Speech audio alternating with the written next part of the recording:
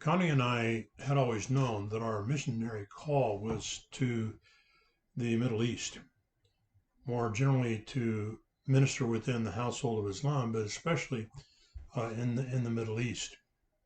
So it came as a bit of a surprise in October of 2004 when I was sort of minding my own business, praying and having devotions in my office in Alexandria that I felt like God speak to me and say, I'm going to release you.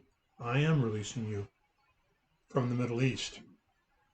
Now, that it was the Lord, but I wasn't sure at first, actually. I thought, well, I know certain things. I know that I give my life to Jesus Christ. I'm a believer in Jesus. I know that I love and I'm married to Connie, and I know that I am called to serve the church and the Lord and his world in the Middle East. That's what I've always thought.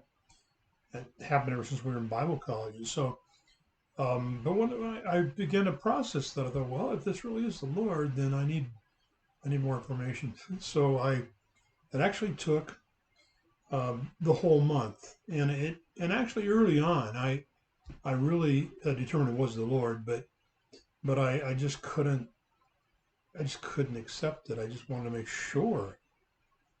So finally, maybe the whole month. And one morning I was praying and I just felt that release from the Middle East. And I mean, it was like just, I don't know if it came on me or left me, but I mean, I realized suddenly, oh, that we really are free to live anywhere. And up until that moment in October 2004, I could not have believed that that would be anything that the Lord would ever say to us. So I, I can remember literally just standing up, almost jumping to my feet and saying, I can live anywhere. I can live anywhere. I felt that sense of freedom, that release. And so I calmed down, sat back down, and I thought, well, if I can live anywhere, I got to live somewhere. So then I began to pray, okay, if not here, then where?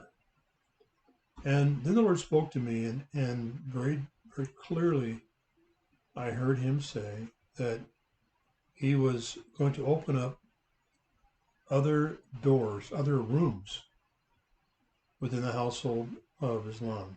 So there would be doors open to other rooms inside this Dar al Islam or the household of Islam. So, okay, well, that helps. But so we know it's not going to be in America or somewhere else. It's going to be in the Muslim world. Where? So then God put in my heart Indonesia.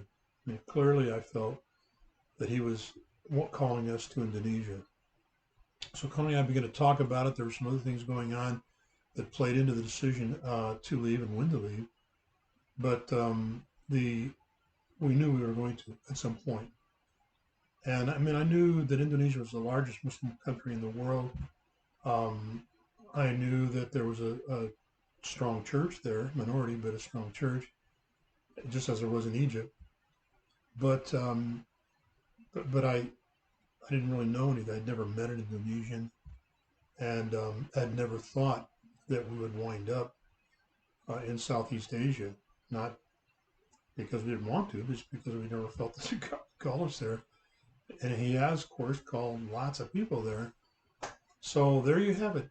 In October, by the end of October 2004, the Lord completely changed the trajectory of our lives away from the Middle East and into the Southeast Asia region, and specifically to begin to focus and to find a way to engage the great nation of Indonesia.